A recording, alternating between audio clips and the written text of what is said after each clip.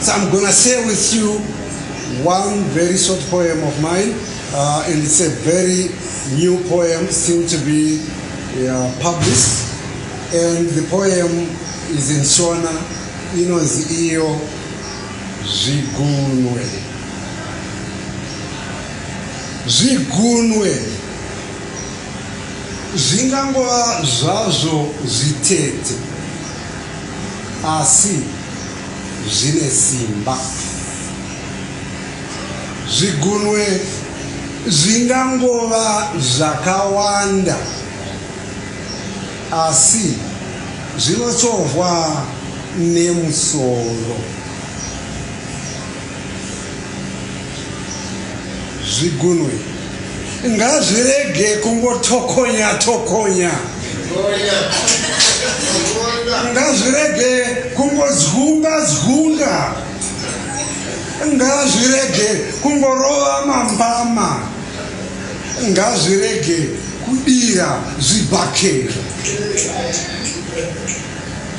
Zvigunwe, zvigunwe, zvigunwe, zvigunwe ngazvitore panorwadza, ngazvikwenye panovava, ngazvipuruzvire paya panorwadza pfungwa, ngazviswatanure paya paningo.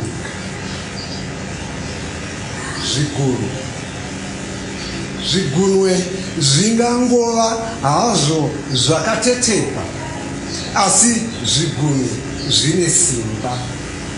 Zvigunwe zvingangova zvakawanda, asi zvinochovhwa nemusoro.